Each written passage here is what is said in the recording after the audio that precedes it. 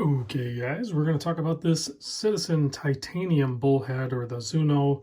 This is the av0080-88e. This was a Europe release in December of 2020. My buddy Jeff McMahon picked this up because he was attracted to it.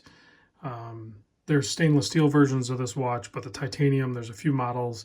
There's different dial colors. There's a green, this black, and then there's a white or silver colored one. Those three are available in titanium, but they're they're not always available just everywhere, sort of thing. And there might even be some limited edition ones. I think the green one's actually limited.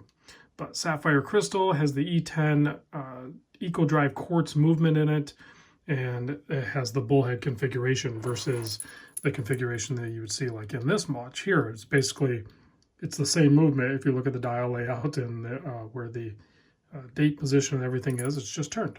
So kind of a fun configuration.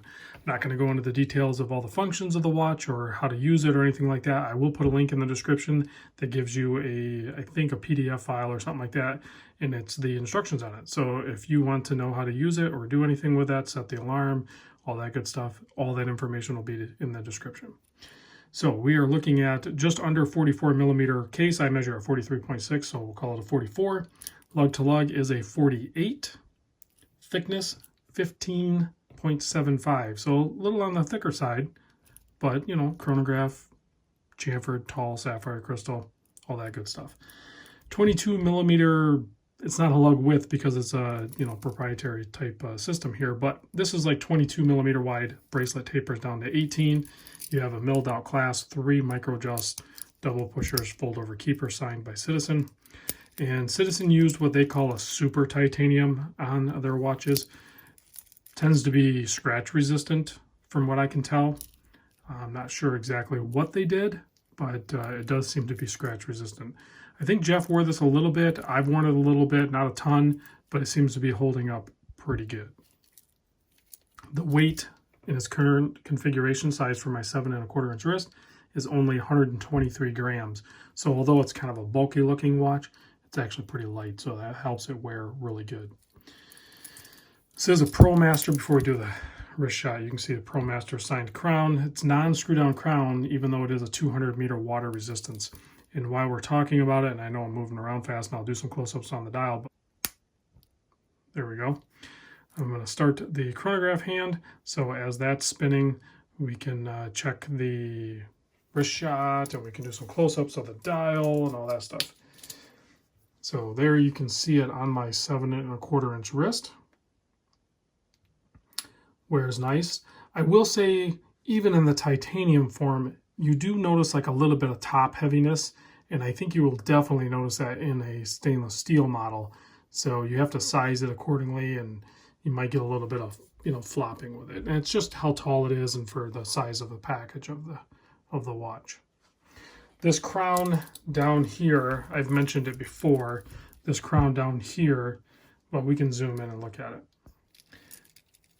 It's not really a crown, it's like a pusher. And you can see this is going to activate this little knob here in the off or on position. That's your alarm. So when you push it, now it's on. And then this hand here with the yellow arrow, that's pointing towards what you're going to set your alarm at. In order to set that, basically you just pop that crown out, and then you can turn that yellow tipped hand up there. And it's a 12-hour alarm. So when you set it, the alarm is going to sound at 2 a.m. and 2 p.m. Does that make sense? Hopefully it does.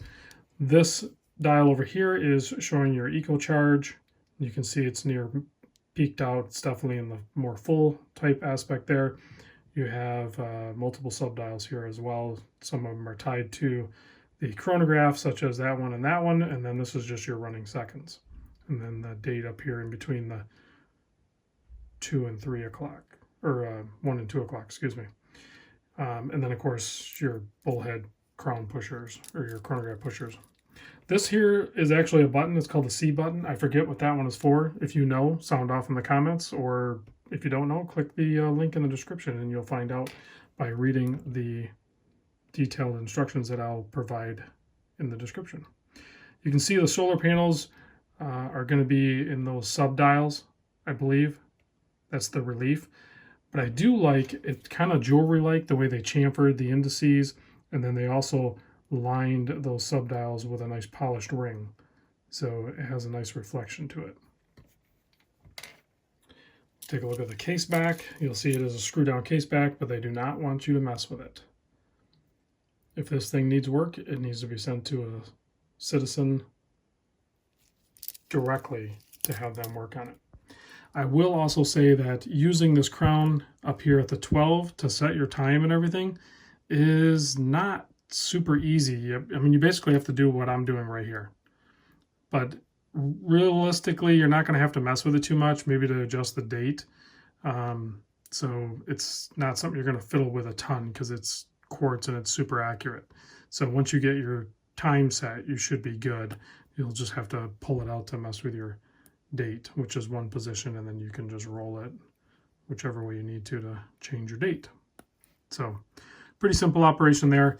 And to reset the chronograph, you can stop it, and then it just instantly snaps back into place. So if we kill the lights, we can check the lume on this. And Citizen uses, to the naked eye, it's not quite BGW9. I don't know what they use exactly, but it's got a nice blue color to it in the lume. So there's definitely lume. I know it's not focusing very good, but there's definitely lume. It's not like a diver watch lume though. All right, guys, thanks for watching. I'll catch you on the next vid.